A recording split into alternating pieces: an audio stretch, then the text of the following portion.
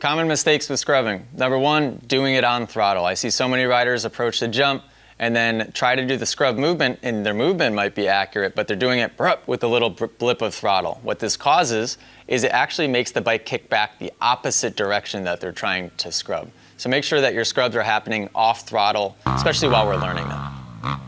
Second most common mistake is mistiming the scrubbing movement, doing it too early on the jump face or too late once we're in the air. If you do the scrub movement too early on the jump face, the bike will catch traction and kick back the other way. So if we're trying to scrub back end to the left, but we do that movement slightly too early, guess what? Our back end's gonna go all the way out to the right now. If we time the movement too late, now we're just doing a butt whip because we're aimlessly just moving our body and the bike mid-air, which isn't going to do anything. Remember, scrubbing and whipping is all done right at the top of the jump face. Mistake number 3 is not going fast enough in the first place. Forgetting that when we scrub, we're going to catch less air, so we need to go faster. Always remember, go faster than what you think you need to.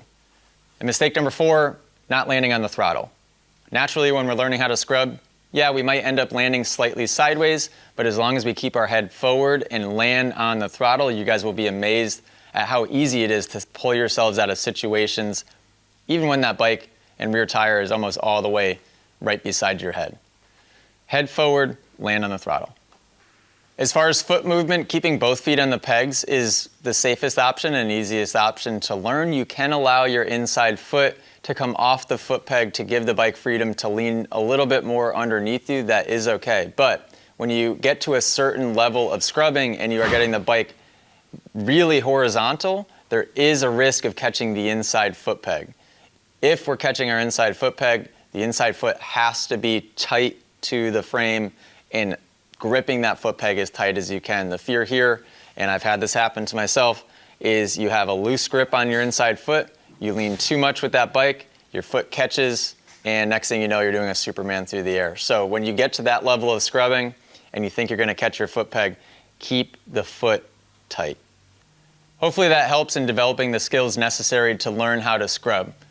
The ultimate goal, and everybody always asks me this, how do I time a jump? And my description is always, well, I don't ask somebody what gear to go in or how fast to go. The goal is to hit a jump as fast as you can and to scrub accordingly. So every jump that I hit as a pro level rider is wide open as fast as my bike will go, and you scrub it accordingly instead of coming up and trying to time it. So that is the natural progression of the scrub. But again, guys, take it slow. Find that safe jump, we can learn the movement and take it from there.